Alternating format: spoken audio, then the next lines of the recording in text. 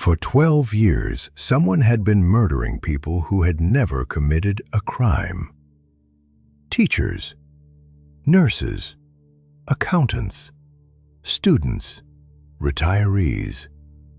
The victims had no criminal records, no political connections, no financial relationship, no shared acquaintances. The murders appeared completely random. Until Detective Nathan Cross noticed one detail every previous investigation had ignored. Every victim had been interviewed by police exactly once in their lives. Never as suspects, never as victims, only as witnesses. Nathan requests every interview transcript. There are only 9. 9 unrelated investigations, 9 different detectives, 9 different cities, 9 ordinary witnesses. Each future victim gave a perfectly normal statement. No contradictions, no lies, nothing suspicious. Yet every murdered person belonged to one of those 9 investigations. Nothing else connected them. While reviewing archived evidence, Nathan discovers something strange. The files are numbered. Case 1, Case 2, Case 3, 4, 5, 6, 7, 8. Then, Case 10. There is no Case 9, no missing box, no record of destruction, no administrative error. Officially, Case 9 never existed. Nathan interviews a retired records clerk. The old man studies the case numbers, then quietly says, "I remember filing Case 9. Nathan leans forward. What was it about? The archivist shakes his head. "I don't remember." "You just said you filed it." "I remember carrying the folder, but I can't remember a single word inside it." Nathan reconstructs the timelines. Every murder occurs shortly after someone involved in one of the old investigations dies naturally. A detective, a witness, a prosecutor, a forensic technician. Whenever one of those original participants dies, another witness is murdered within weeks.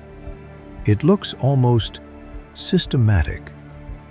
Nathan finally locates someone who should have been killed, Emily Carter.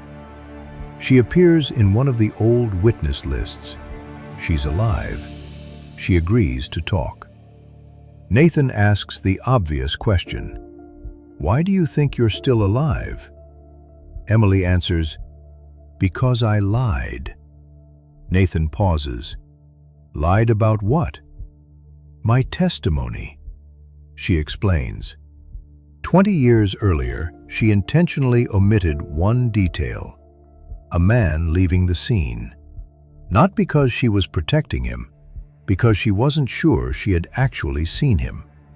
She chose uncertainty over confidence. Nathan reviews every witness statement again. Emily is different.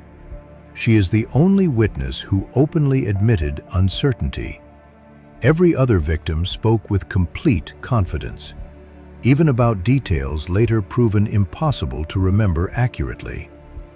Distances, exact times, precise faces seen for only seconds. The killer wasn't choosing witnesses, he was choosing certainty.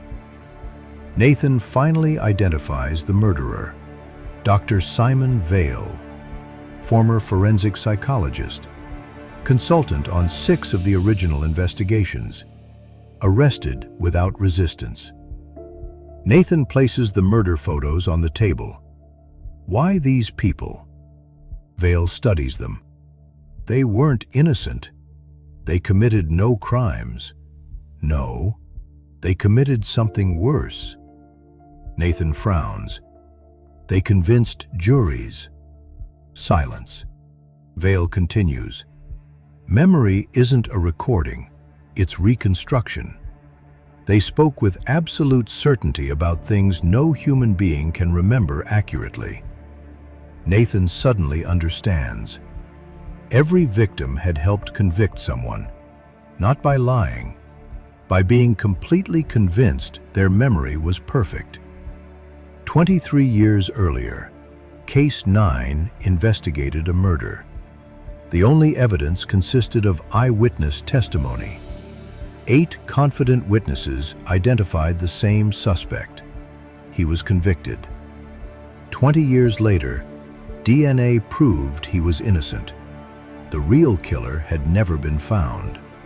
The wrongly convicted man died in prison before his exoneration. The scandal was buried. Case 9 was quietly removed from the archives. Simon Vale had been the psychologist who warned the court that eyewitness certainty is scientifically unreliable. No one listened. Vale never sought revenge against the judge, or the prosecutors, or the police. He hunted the witnesses, not because they lied, because they never admitted they could be wrong. To him, certainty itself had become the most dangerous weapon. Nathan closes the investigation. Vale receives multiple life sentences. Months later, Nathan is called to testify in another trial. Before entering the courtroom, he reviews his notes. He stops, takes a pen, crosses out one sentence.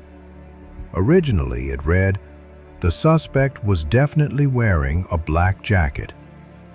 He replaces it with, "I believe the suspect was wearing a black jacket, but I cannot be completely certain." The prosecutor notices, "You weakened your testimony."